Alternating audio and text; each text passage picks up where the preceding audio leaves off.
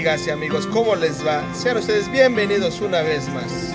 Yo soy su amigo Fam, de visita en Malinalco. Vamos a historiar.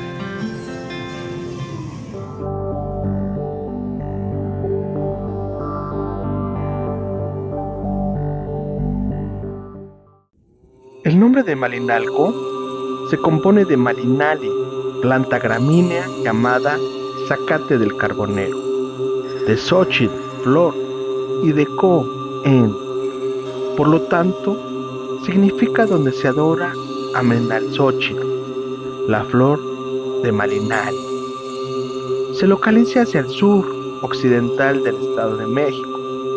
Limita al norte con los municipios de Joquicinco y Ocuilán, al sur con el municipio de Zumpahuacán y el estado de Morelos, al este con el municipio de Ocuilán y el estado de Morelos, y al oeste con los municipios de Tenancingo y Zumpahuacán.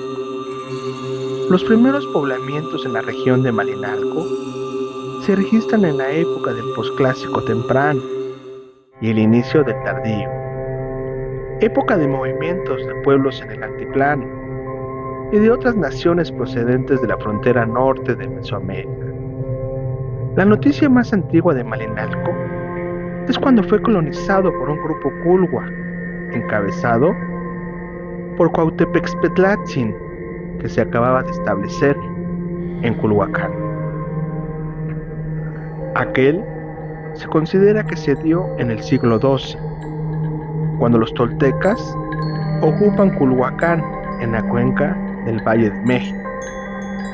Para ese tiempo, Malinalco ya estaba poblado con gente de Raigambre, Matlacinca, y tal vez los ocuiltecos eran vecinos, ya que la lengua matlacinca se deriva del otomí suriano y el ocuilteca, a su vez, del matlacinca. En el México antiguo, Malinalco formó parte del área matlacinca y que inclusive su habla se conoce que existía desde el año 600 después de Cristo.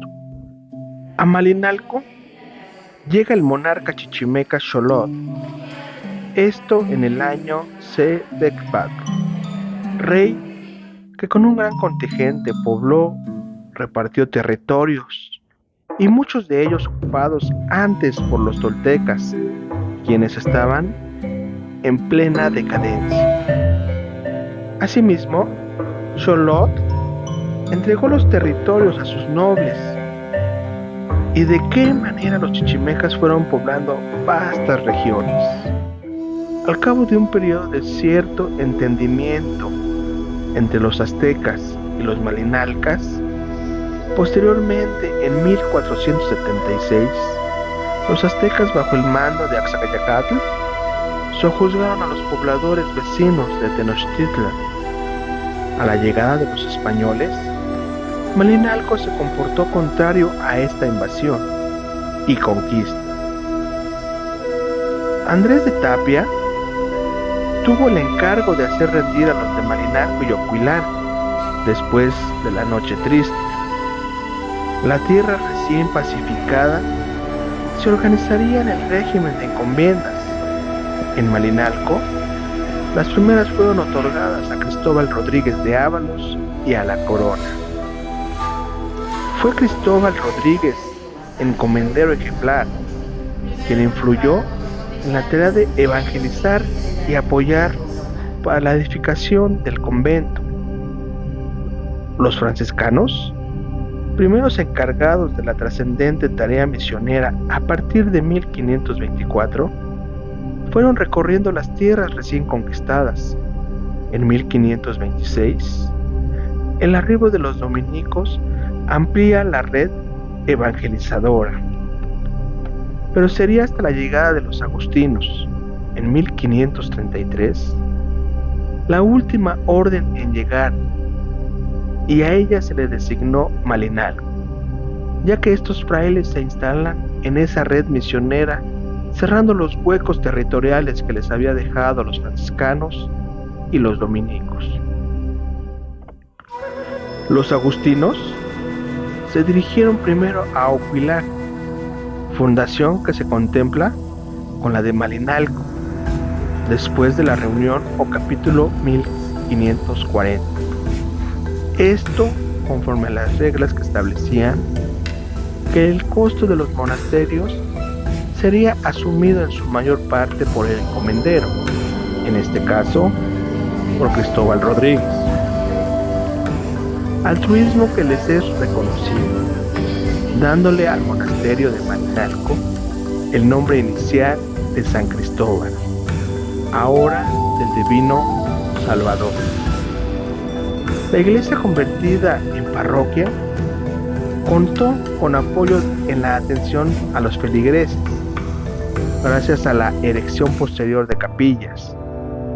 Es probable que en un principio las edificaciones estuvieran hechas con techos de paja en cada uno de los barrios, y en ciertos pueblos sumando 11 en total. Buenos ejemplos de ello son San Nicolás Tolentino y Jesús María en el actual pueblo de San Nicolás. La hacienda de Jalmolonga fue la más importante de la región de Malinalco. Formó parte de la encomienda otorgada a Cristóbal Rodríguez en los años inmediatos a la conquista. La actividad azucarera, ampliamente redituable, devino en uno de los muchos quehaceres que los jesuitas usufructaron en el beneficio del sustento de su colegio capitalino de San Pedro y San Pablo, ya que el trapiche de Jalmolonga se unía a otras haciendas del actual estado de Morelos, como la de Cuautla. El esfuerzo de estos clérigos fue apoyado por la corona con tierras y donaciones en efectivo. La expulsión de los jesuitas trajo trastornos para la región. A pesar de que la corona se encargó de atender a los bienes que daban sustento a los colegios erigidos por la orden, las nuevas situaciones obligaron a la corona a liberar dichos bienes. Esto se llevó a cabo por decreto de Carlos III. Sin embargo, esta hacienda no dejó su productividad al olvido, siendo la misma en 1775, año en que fue adquirida por el conde de Regla, Manuel Romero de Terreros. La evangelización de Ocuilán, al igual que la de Chalma, estuvo a cargo de los frailes agustinos. Se sabe que el lugar de la aparición de Chalma fue precisamente el centro del peregrinaje, donde se rendía culto a Ostoteotl. Se trataba de un santuario dedicado a Texcatlipoca y sitio de sacrificios humanos. También se menciona que en conocimiento de los agustinos, la continuidad de estas prácticas probablemente obligó en 1573 a Fray Nicolás de Perea y Fray Sebastián de Tolentino, por medio de rezos y prédicas, a configurar el milagro. Los primeros habitantes del santuario fueron dos ermitaños, Bartolomé de Jesús María, quien radicó en este sitio en 1623, al que más adelante lo acompañó Fray Juan de San José. Ambos edificaron una pequeña capilla. Estos eremitas, entre oraciones y penitencias, atrajeron poco a poco a los peregrinos. Los santos varones iniciaron la construcción de un pequeño convento que siguió bajo el cuidado de los agustinos. Se debe recalcar que el Santo Cristo de Chalma se le rindió culto en la cueva de Aparición durante más de un siglo, y que parte del templo actual ocupa el sitio de la iglesia inicial, cuya edificación se concluyó en 1683. En los tiempos de la independencia, don José María Morelos y Pavón, en Malinalco, el 8 de enero de 1813, firmó un documento que es considerado como una histórica constancia de su conocimiento de las leyes indias, inspiradoras en gran parte de sus convicciones agrarias. Dicho documento ordena que se devuelva a México una carta del Cabildo Eclesiástico en la que éste pedía donativos para ayudar en la guerra peninsular contra los franceses. Durante el México independiente, solo fue un lugar de paso para mercaderes que venían de Tierra Caliente, de Guerrero y Morelos, e iban a vender sus productos a la ciudad de Toluca y a la Ciudad de México. Al organizarse México como nación independiente, Malinalco, que durante la colonia fue alcaldía mayor, se convirtió en partido y fue dotado de un ayuntamiento. Después de la Guerra de Reforma, que puso fin al gobierno conservador y llevó al poder a Benito Juárez, los jefes reaccionarios y gavillas siguieron peleando durante los primeros meses de 1861. Como refugio, tenían las montañas de Ocuilán y Malinalco. Con la aplicación de las leyes de reforma, los edificios, propiedades eclesiásticas y demás pasaron a manos del Estado.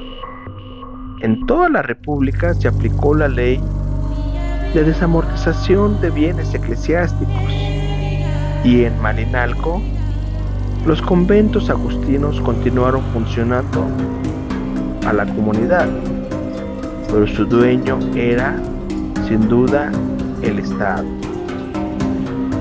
Durante la Revolución Mexicana, Malinalco, al tener descontentos con el gobierno de Porfirio Díaz y el del gobernador del Estado de México, Fernando González, el cual seguía la misma línea de Porfirio Díaz, vieron la forma de rebelarse cuando las fuerzas de Emiliano Zapata irrumpieron en la zona. Se dice que el joven médico Gustavo Vaz Prada tomó parte en la toma de Malinalco por los zapatistas. En 1913, tanto zapatistas como carrancistas se disputaron el control de la zona. El 23 de abril de ese mismo año, se informó que había una gran cantidad de rebeldes y que sus avanzadas llegaban hasta 4 kilómetros de la hacienda de la Tenería. El gobierno trató de erradicar los brotes revolucionarios y recomendó a los hacendados comprar armas para defenderse. Sin embargo, la respuesta fue nula, ya que temían a los revolucionarios. Malinalco es un pueblo que era mágico desde sus orígenes. Prueba de ello es la permanencia de una cultura ancestral, aun cuando esto se haya dado mediante procesos de hibridación propiciados por el coloniaje español. Desde principios de la década de 1990, este poblado ha sido de interés para inversionistas inmobiliarios y turísticos.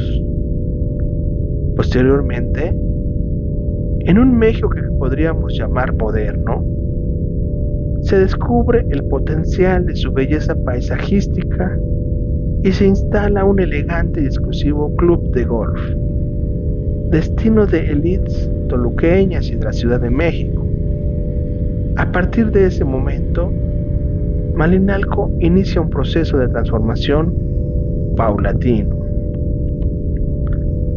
Dentro del marco del turismo cultural, Malinalco pasó a formar parte del programa Pueblos Mágicos de la Secretaría de Turismo. Esto con el propósito de aprovechar el patrimonio tangible e intangible que a lo largo de muchos años su comunidad ha ido construyendo. Cuenta con un patrimonio arquitectónico relevante, del que destaca el sitio arqueológico único en su tipo dentro de América, la zona arqueológica Cuauhtinchan. Esta majestuosa edificación se localiza en el Cerro de los Ídolos, ubicado en la parte poniente del centro de la cabecera municipal. Su importancia y originalidad se deriva por su templo principal, caracterizado por ser monolítico. Ha sido comparado con los templos de Ellora en el sur de la India, la ciudad de Petra en el Gran Valle que corre del Mar Muerto, los templos monolíticos de Abu Simbel de la cultura egipcia y algunos otros menores en el Perú. Las construcciones datan del siglo XV y principios del XVI y fueron realizadas por los aztecas durante los gobiernos de Ahuitzotl y Moctezuma II. La fecha inicial del edificio monolítico fue el año 9 Cali, o sea, 1501. Al pie de la entrada del templo encontramos tendida una enorme lengua bífida. Al este de la puerta podemos apreciar la hermosa escultura de la cabeza de una singular serpiente de carácter bélico, en la que descansan los restos de la estatua de un guerrero. Al oeste se encuentra otra escultura en forma de una enorme pedestal, simbolizando un tlalpanhuehuetl, tambor de guerra, sobre el cual, de la misma manera que la anterior, se encuentran los restos de la escultura de otro guerrero. Al parecer, ambas tenían la función de portaestandartes. La principal función de este templo consistía en ser el sitio donde se llevaban a cabo las ceremonias de iniciación para los guerreros águila y jaguar. Predominan, por lo tanto, esculturas de estos animales, pero una tercera figura que aquí cobra una importancia fundamental es la serpiente. En Malinalco aún se conserva patrimonio tangible, principalmente en el uso de la herbolaria y la colocación de un tianguis como en la época prehispánica. También mantiene majestuosos sitios que reciben un gran número de visitantes cada año, como lo son el exconvento agustino. Esta impresionante edificación del siglo XVI se encuentra en el primer cuadro de la cabecera municipal. La conforman el convento de la Transfiguración y la iglesia del Divino Salvador. También Malinalco tiene un cradero de truchas llamado El Molino, que se ubica al sur de la plaza principal de Malinalco, lugar donde se puede conocer el proceso de crianza y practicar la pesca deportiva de esta especie. Es relevante no dejar de mencionar a un huésped muy distinguido que a lo largo de varios años se mantuvo en estas tierras, en esta región, el doctor Luis Mario Schneider, quien fue un escritor y poeta argentino nacionalizado mexicano. Schneider se interesó por el desarrollo cultural y educativo, principalmente en Malinalco, dejando una herencia literaria muy amplia.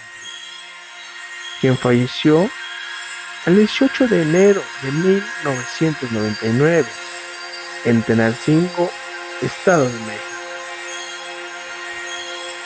Tras su muerte,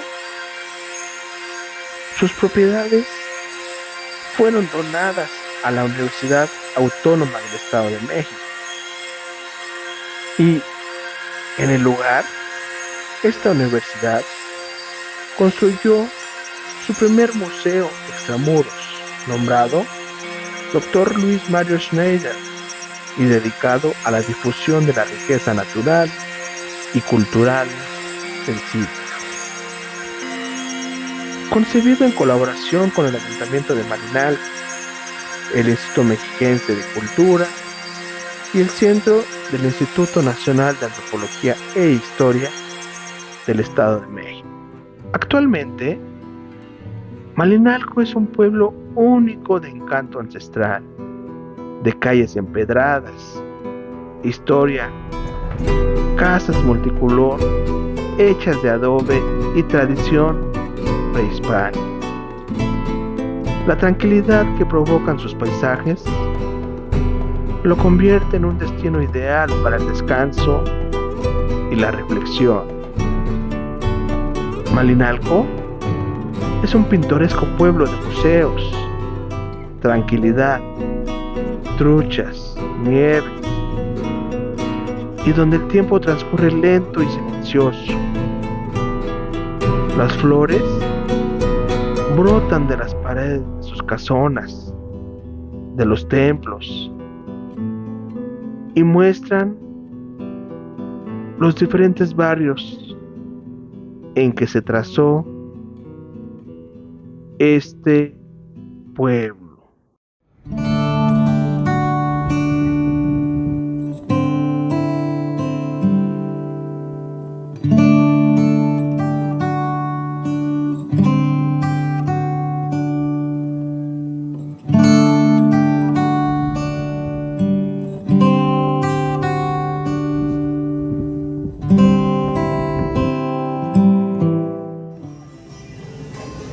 Y hasta aquí el tema de hoy. Pasamos a las 3 imperdibles de FAM.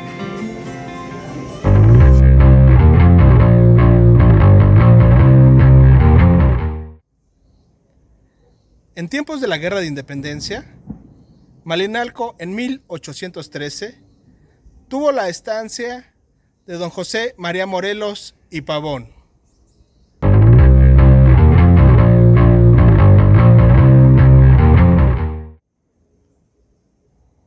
Durante la Revolución Mexicana, Malinalco, dada su proximidad al estado de Morelos, tuvo participación en la Guerra Revolucionaria, uniéndose al bando zapatista.